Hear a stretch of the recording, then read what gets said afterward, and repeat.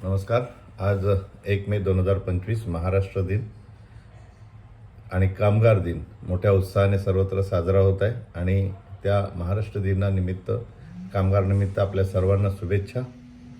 आज खरं म्हणजे आमचं उल्हास नदी आंदोलनाला जेवढ्या मोठ्या प्रमाणामध्ये सर्वच बाजूने मी कल्याणकर या संस्थेला मोठा पाठिंबा मिळाला आणि एक चांगल्या निर्णयापर्यंत हे आंदोलन पोहोचतं आहे आणि उल्हास नदी बचाव याच्यासाठी मी कल्याणकर, नितीन निकम माजी नगरसेवक आणि एक जायंट किलर म्हणून त्यांच्या नेतृत्वाखाली काम करत असताना एक फार मोठं समाधान मिळते की नदी वाचली पाहिजे आणि त्याच्यामध्ये सगळ्यांचा प्रतिसाद मिळतो आहे. शासन असू द्या, प्रशासन असू द्या किंवा सामाजिक, सांस्कृतिक, क्रीडा या क्षेत्रातले मान्यवर असू द्या.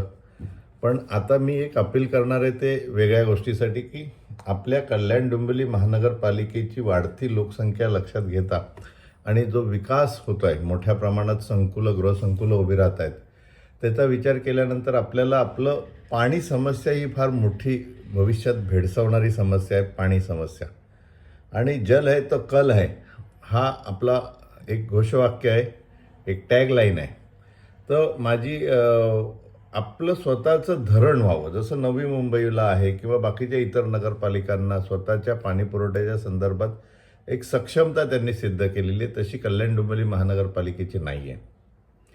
आणि येणाऱ्या काळामध्ये आपल्याला आपलं स्वतःचं धरण असावं किंवा लगतच्या ठिकाणी, ज्या ठिकाणी आता एक कुशवली म्हणून धरण आहे, कुशवली धरण 1984 साली त्याला मंजुरी मिळालेली आहे शासनाकडनं आणि आज हे धरण त्या ठिकाणी फक्त 84 आणि आज 2025 या 40 वर्षामध्ये त्या ठिकाणी फक्त 6 कोटी रुपये, 6,40,00,000 काम नॉर्मल, म्हणजे ज्याला म्हणतो ना की आम्ही स्वतः त्या जागेवरती, नितीन निकम, आम्ही स्वतः त्या ठिकाणी जाऊन आलो, पाहणी केली आणि ते धरण होत असताना कोणतेही गावं उद्ध्वस्त होत नाही, कुठली वस्ती उद्ध्वस्त होत नाही, जागेवरती मोकळी आहे. परंतु तिथल्या ज्या जमीन मालक आहेत किंवा भूमिपुत्र आहेत, तिथले ग्रामस्थ आहेत, त्यांच्याबरोबर कुठेतरी खुली चर्चा झाली पाहिजे, त्यांचंही कुठे नुकसान होणार नाही व्यावहारिकदृष्ट्या आणि ज्याला म्हणतो विकास हा थांबणार नाही. 40 वर्षे ही फार मोठा कालावधी होतो आणि त्या ठिकाणी 40 वर्षामध्ये ते धरण होऊ शकलेलं नाही,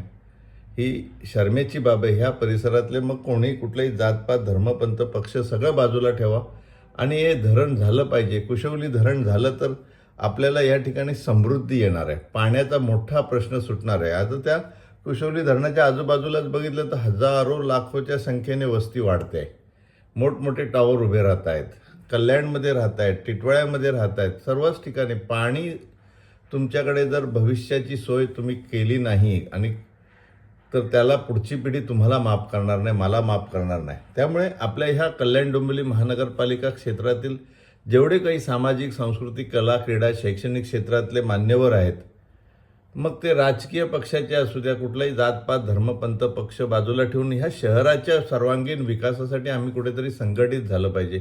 मग ते आर्किटेक्ट्स असतील किंवा वकील मंडळी असेल, डॉक्टर मंडळी असेल, शिक्षक मंडळी असेल, ह्या सर्वच लोकांनी ह्या आंदोलनामध्ये सक्रिय झालं पाहिजे. येणाऱ्या काळात पोशीर धरण व्हावं असं जर वाटत असेल आणि ते नितीन निकम, उमेश बोरगावकर किंवा आणखी कैलास शिंदे किंवा घाणेकरांना किंवा इतर आणखी 50, 25, 100 लोकांना वाटून चालणार नाही, ते सर्वांना वाटलं पाहिजे आणि त्याच्यासाठी संघर्ष करण्याची तयारी दर्शवली पाहिजे, उठाव झाला पाहिजे. आणि तो उठाव जोपर्यंत होत नाही तोपर्यंत शासनही कुठेतरी त्याची दखल घेणार नाही आणि हे धरण जर झालं तर समृद्धीचे सर्वच मार्ग आपले मोकळे होणार आहे आणि कल्याण डोंबिवली महानगरपालिकेला आपलं हक्काचं धरण मिळावं याच्यासाठी विनम्र आव्हान. आणि पुन्हा एकदा 1 मे निमित्त, महाराष्ट्र दिनानिमित्त आणि कामगार दिनानिमित्त खूप खूप शुभेच्छा. धन्यवाद. जय हिंद, जय महाराष्ट्र.